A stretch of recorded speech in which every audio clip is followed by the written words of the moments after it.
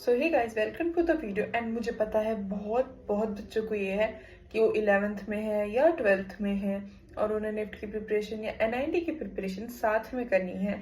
उनके लिए बहुत डिफिकल्ट हो जाता है, उन्हें समझ नहीं आता इतना पढ़ना इनफ है जितना वो पढ़ रहे हैं या फिर ज़्यादा ज़रूरी है, या वो क्या करें या वो क्या ना करें, या फिर वो कोचिंग ज्वाइन करें या फिर ना करें।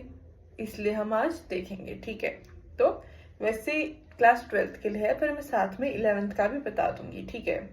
तो सबसे बड़ी बात, सबसे पहले आपको सिलेबस पता होना चाहिए।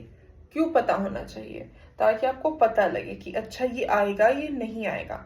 आपको ये भी पता होना चाहिए कैसे क्वेश्चंस आते हैं कैसे नहीं आते हैं।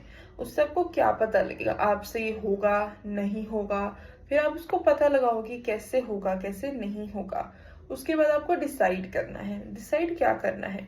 आपको कोचिंग लेनी है या आपको कोचिंग नहीं लेनी है। आपके पास 2 ऑप्शंस होते हैं, ठीक है। या तो आप कोचिंग लोगे या नहीं लोगे। ये बहुत एक वास्ट टॉपिक है, मैं आपको बता देती हूँ, ठीक है।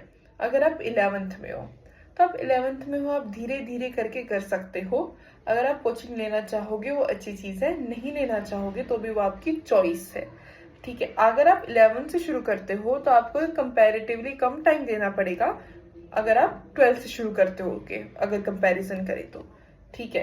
इसलिए तो हम बात करते हैं कि आपको कोचिंग लेनी चाहिए या नहीं।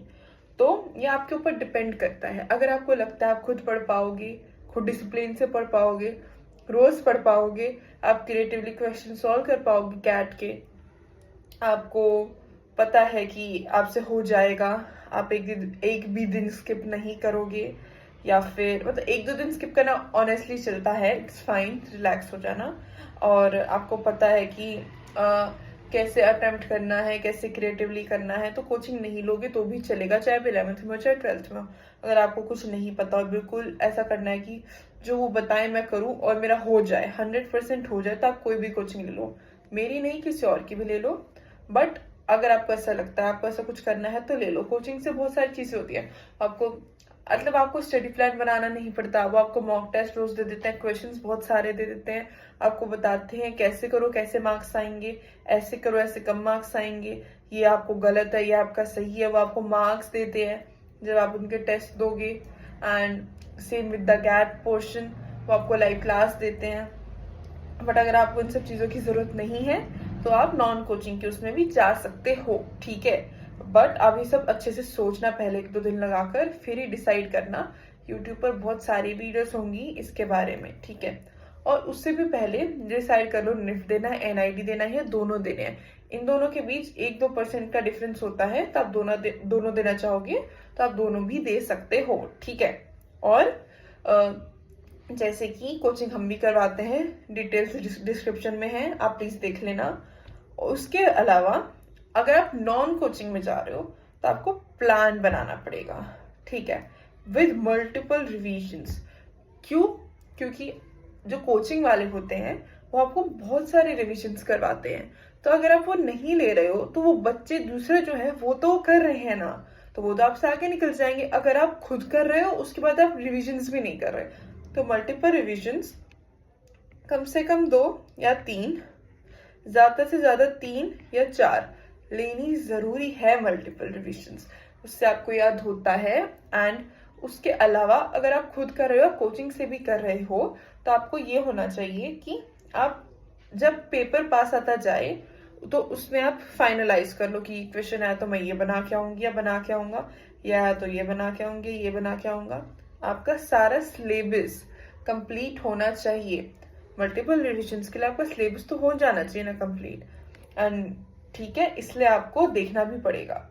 उसके बाद टाइम, आपको पता होना चाहिए कि आपको कितना टाइम लगेगा, आपको कितना टाइम देना है एंड आपको कितना टाइम नहीं देना है, ठीक है। क्योंकि कोई लोग बहुत ज्यादा देते जाते हैं टाइम, कोई लोग बहुत कुछ कम टाइम देते हैं। उसके अलावा जो मैंने सिलेबस का बताया था कि आपको सिलेबस पता होना चाहिए, तो वो भी बहुत इंपॉर्टेंट है। क्यों? क्योंकि कुछ लोग क्या होते हैं, सितारे बनाना सीख रहे होते हैं, यूनिवर्स बनाना सीख रहे होते हैं, ड्रेस की ड्राइंग बनाना सीख रहे होते हैं, वो आती ही नहीं है, आपको सीखने की जरूरत ही नहीं है। आपको इसका सिलेबस पता होना चाहिए। आप नॉन कोचिंग से हो कोचिंग से, पर आपको पता तो होना चाहिए ना। तभी आप अच्छे से प्रिपरेशन कर पाओगे। वरना क्या पता आप इन सब चीज़ों में तो प्रिपरेशन में टाइम वेस्ट कर दो, जो मेन आता है आपने उस पर करी नहीं कि हाँ ये तो आएगा ही नहीं।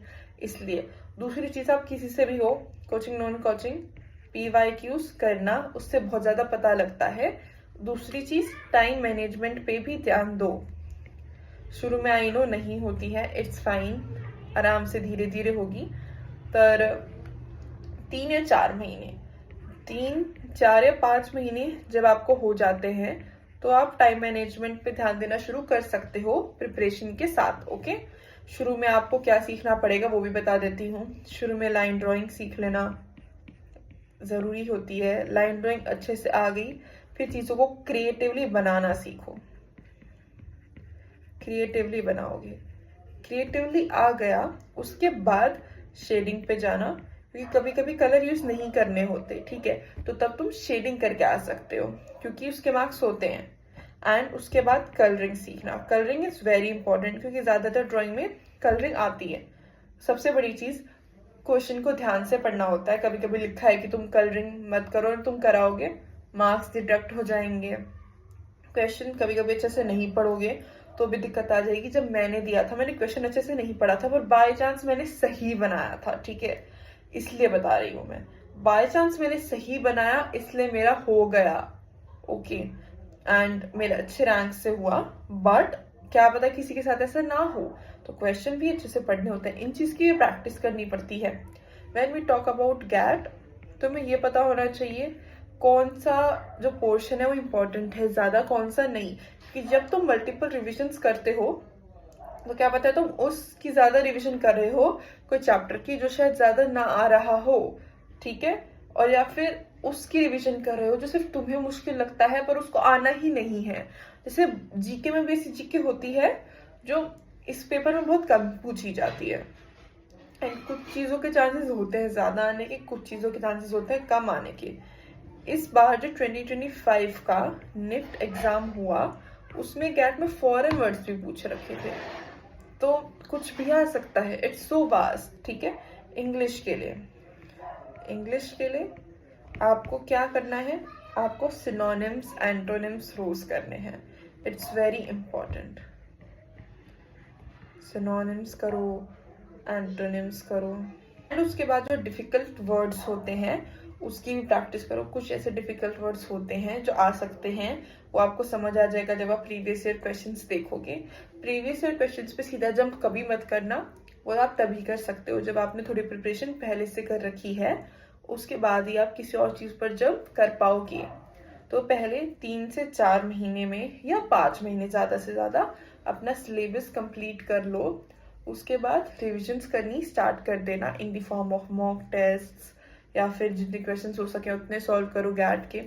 एंड गैट के तो शुरू में भी क्वेश्चन सॉल्व करने पड़ते हैं, जैसे लॉजिकल रीजनिंग के आपको करने पड़ेंगे। And logical reasoning is so easy, कभी कभी देखने में लगता है क्या है। अब इट्स वेरी स्कोरिंग, एंड आप जितनी प्रैक्टिस करोगे आपको लॉजिकल रीजनिंग आती जाएगी। लॉजिकल रीजनिंग का एक भी चैप्टर छोड़ के नहीं जाना, एक भी, ठीक है, वो करना ही है। उसके बाद मैथ्स वगैरह, उसकी भी आप प्रिपरेशन करोगे ना साथ में तो हो जाएगा। अगर आपको लगता है आपको मैथ नहीं आती, छोड़ दूं, मत छोड़ना, क्योंकि कोई चीज इजी होती है। आप उसकी 2-3 रिविजन लगाओगे, कम से कम आपको 3-4 चैप्टर तो आएंगे ना, इतना तो होगा आपको 3-4 रिविजन के बाद। क्या मतलब उसमें से आ जाए क्वेश्चन, ठीक है। इसलिए ये चीज ध्यान देना कि आप मैथ्स भी करके जाओ। अगर आप 12th में हो, 11th में, तो ऑफकोर्स आपके पास इतना टाइम नहीं होगा, आपको ये भी होगा। तो अगर आप ऐसे हो, मैंने भी 12th के साथ ही दिया था, मैं बता देती हूँ, ठीक है। एंड अब उसमें होता है आपके पास टाइम नहीं होगा, तो क्या कर सकते हो आप कि आप इम्पॉर्टेंट चैप्टर्स ही करो। जैसे मैथ्स में कुछ इम्पॉर्टेंट चैप्टर्स जैसे LCM एंड HCF कर लो, फिर नंबर सिस्टम,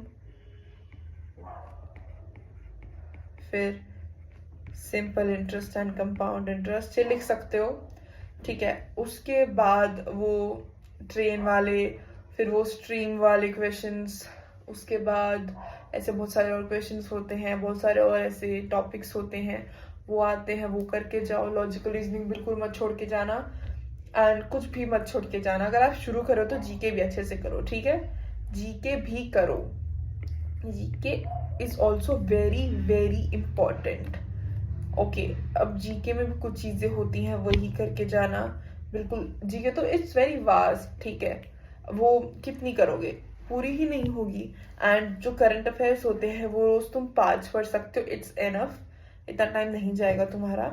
एंड तुम शुरू कर रहे हो, मैंने तुम्हें बोला 4 से 5 घंटे इज एनफ डेली, हाँ एनफ है। एंड कभी तुम्हें लगा कि तुम्हारा आज छूट गया तो संडे को वगैरह को पूरा कर लेना, स्कूल का भी और वैसे भी। बट इसमें तुम्हें ये भी देखना है, अगर तुम एग्जाम्पल लेके चलो 4 घंटे दे रहे हो, तुम दे रहे हो 4 घंटे अपने निफ्ट एनआईडी की प्रिपरेशन को। सो तुम्हें कितने कैट को देने हैं, कितने गैट को देने हैं। अगर तुम्हारे पास सिर्फ है 4 घंटे तो हम इसको डिवाइड करते हैं 2.5 आवर में एंड 1.5 आवर में। जो 2.5 आवर है तुम इसमें कैट को दोगे, 1.5 आवर तुम गैट को दोगे। या फिर तुम ऐसा कर सकते हो कि 2 यहाँ दे रहे हो, 2 यहाँ दे रहे हो, क्योंकि गैट में है भी तो बहुत सारी चीजें, पर कैट तुम्हारा मेन प्रेफरेंस होना चाहिए। एंड बहुत सारे लोग गैट को प्रेफरेंस देते ही नहीं है, सब मत करना, गैट भी करना जरूरी है। तो तुम ये 2.5 वाला और ये 1.5 वाला करोगे, उससे भी हो जाएगा। एंड कुछ कसर वगैरह बची तो संडे को हो जाएगा, जैसे मैंने बताया। एंड कोशिश करो संडे को जो भी तुमने करा है तुम्हारे पूरे इस हफ्ते में, उसका टेस्ट दो, अच्छे से दो, कैट का भी कैट का भी। एंड कुछ का ये फायदा होता है, तुम्हें बता देते सही है गलत है। अगर तुम्हें समझ नहीं आ रहा तो बहुत सारे लोग फ्री में रिव्यू कर देंगे तुम्हारा, वो चेक कर लो, वो बता देंगे, मैं भी कर दूंगी। डिटेल्स डिस्क्रिप्शन में है, भेज देना मुझे। उसके अलावा तुम्हें ये भी देखना है तुम सही टेक्निक्स यूज कर रहे हो या नहीं। क्यों? क्योंकि तुम 11th-12th में हो, तुम और भी चीज साथ कर रहे हो सकते हो, तो तुम्हारा टाइम वेस्ट नहीं होना चाहिए। अगर तुम गलत टेक्निक से करोगे पेपर में मार्क्स नहीं आएंगे, फालतू में तुम्हारे टाइम जाएगा, जो नहीं अफोर्ड कर सकते तुम। टाइम जाना इज वेरी गलत। तो क्या करना है, टेक्निक्स भी सही देखनी है, सही क्वेश्चंस प्रैक्टिस करने हैं, ये सब करना है। गलती मत करना, इतनी बड़ी गाउन लहंगे वगैरह बनाने नहीं आएंगे। छोटी मोटी ड्रेसेस जैसे जैकेट वगैरह, टी शर्ट वगैरह सीख सकते हो, वो भी थोड़ी एंड में जाकर। ये भी देखना कि ऐसी क्या चीजें सीखो जिससे तुम्हारी इम्प्रूव हो जाए। ये देखना क्या मटेरियल यूज कर सकते हो क्या नहीं, क्योंकि बहुत लोग गलत यूज कर देते हैं, ठीक है। एंड तुम 12th क्लास में हो या 11th में हो, आई अंडरस्टैंड कि थोड़ा मुश्किल हो जाता है। तो तुम देखो तुम्हारी प्रेफरेंस क्या है। अगर तुम्हारी प्रेफरेंस है तुम्हें यही चाहिए, एंड मैं बताती हूँ, तो अगर तुम अपना 100% लगाओगे हो जाएगा, ठीक है। तो तुम ऐसा कर सकते हो 12th का उतना ही पढ़ो कि 70% आ जाए, 80% आ जाए, 60 आ जाए। तुम उतना उसमें भी कर लोगे, तुम रोज स्कूल में अच्छे से पढ़ के आओगे, उसमें भी हो जाएगा। मैं बता रही हूँ, मैंने भी दे रखा है, बहुत लोगों से पूछ लेना। तुम अगर स्कूल में अच्छे से पढ़ के आ जाओगे, 60%, 70%, 80% ऐसे ही आ जाते हैं आराम से।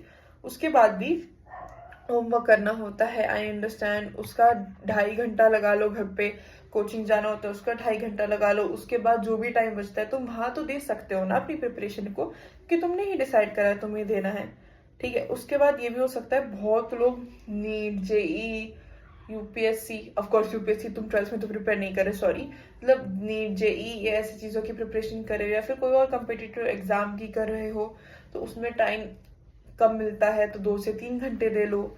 और अगर ऐसे हो कि कुछ ऐसा नहीं कर रहे हो तो तुम बाद में सीयूईटी दोगे, उसमें अच्छे से कर लेना, ठीक है।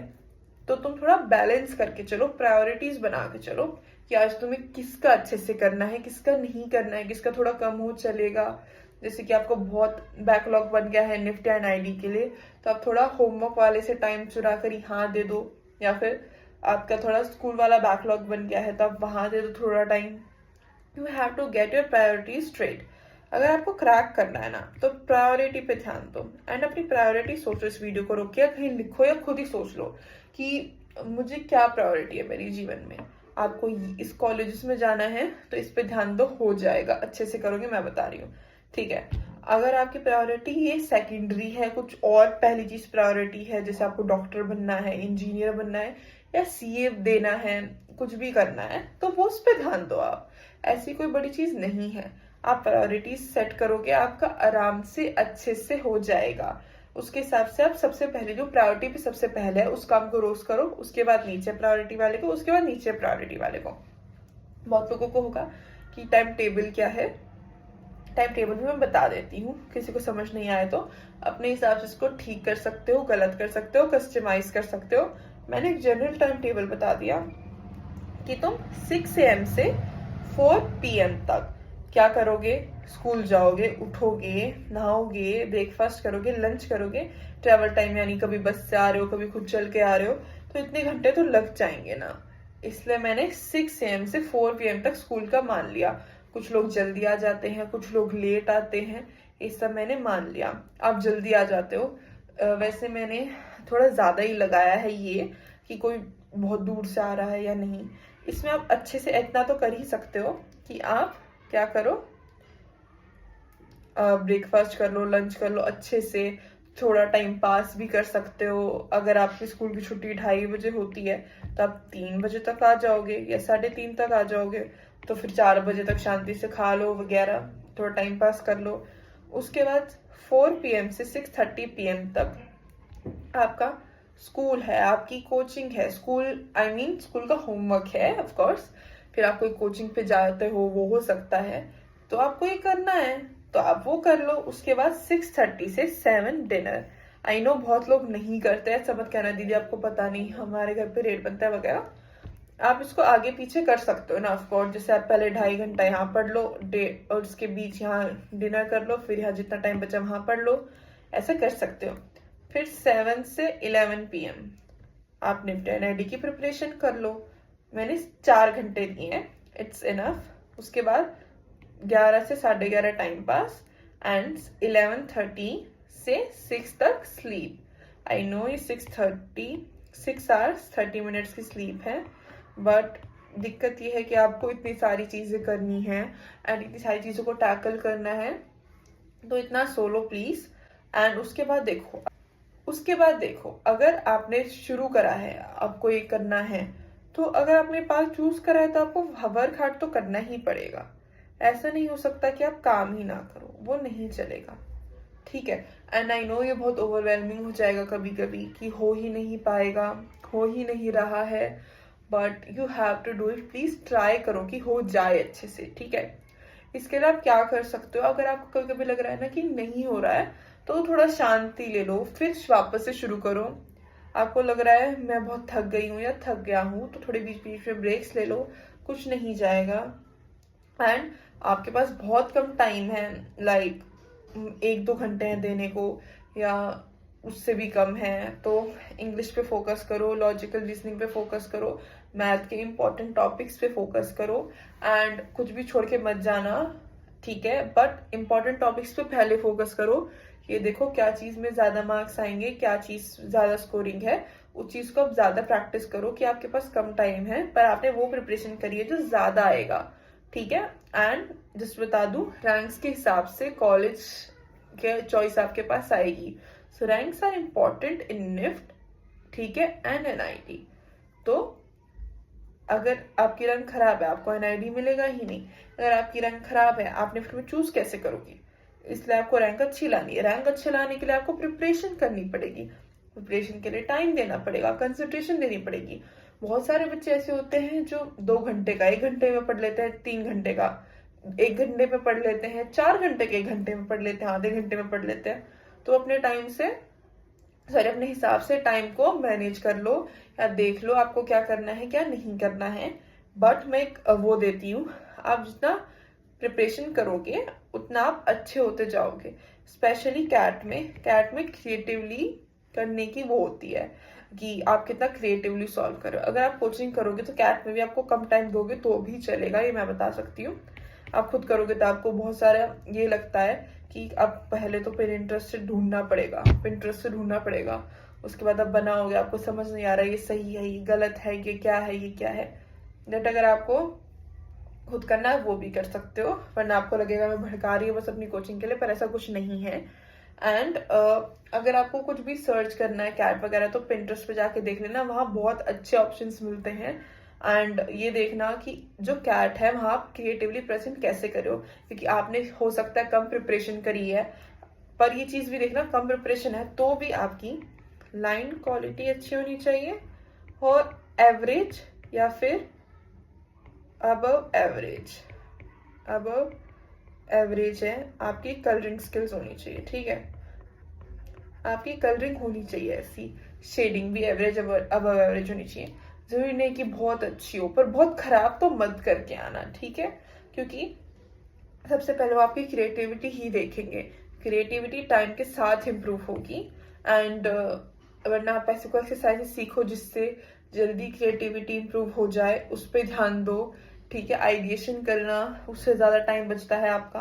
आपको ये समझ आता है कि इस चीज का हम इस क्वेश्चन में भी यूज कर सकते हैं, इस क्वेश्चन में भी यूज कर सकते हैं, ऐसा माइंडसेट बना के चलो तो आपका टाइम बचेगा। आपको ये ध्यान देना है कैसे करूं एंड कहाँ मैं अपना टाइम बचाऊं, क्योंकि आपके पास वैसे ही बहुत कम टाइम है ना आप सब सारा टाइम ऐसे ही वेस्ट कर दोगे गलत गलत चीजों में, जैसे कि गलत क्वेश्चंस में, या फिर सिर्फ ढूंढने में ही कि क्या बनाऊं, बनाया कुछ है नहीं। इसलिए शुरू शुरू में तो क्या पता आपसे बस एक ड्राइंग बने, 2 ड्राइंग बने, पर उसको बाद में आपको इम्प्रूव करना है, क्योंकि 3 ड्राइंग तो बनानी ही पड़ती, कभी कभी 4-5 हो जाए फिर क्या होगा आपका। इसलिए आपको ध्यान देना पड़ेगा अपनी उस पे भी, स्पीड पे।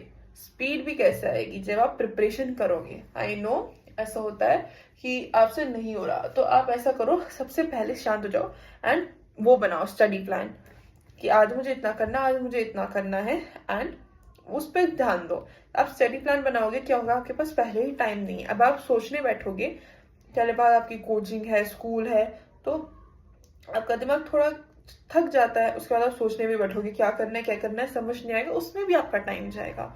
टाइम ना जाए इसलिए बैठो, स्टडी प्लान बनाओ कि आज मुझे ये करना है, कल मुझे ये करना है, 1 हफ्ते का बना के चलो। फिर 1 हफ्ते में जो रह गया वो आप संडे वगैरह को या छुट्टियों में कंप्लीट कर लेना। छुट्टियों में भी कोशिश करो कि ऑफ कोर्स फ्री टाइम निकालो, वो भी जरूरी है आपके लिए, खुद के लिए, बट ऐसा भी करो कि काम पूरा कर लो। ठीक है, अगर आपसे नहीं हो रहा है, रोज 2 घंटे दे दो, 2 घंटे तो कम से कम दे दो। ठीक है, अब इसमें आप 1 घंटा कैट दे दो, 1 घंटा गैट दे दो, पर दो, ऐसा नहीं है कि कुछ नहीं दोगे और सिलेक्शन हो जाएगा। लोग बहुत प्रिपरेशन करते हैं, ठीक है, इसलिए आपको ऐसा करना पड़ेगा। ओके, तो अगर आपको कोई भी डाउट है आप लिख दो कमेंट सेक्शन में, अपनी ड्राइंग्स कुछ भी क्वेरी लिख दो। आपको ड्राइंग्स भेजनी है रिव्यू के लिए, मैं रिव्यू कर दूंगी, बता दूंगी। सो प्लीज मैसेज मी अगर आपको कुछ भी है तो। Thank you for watching.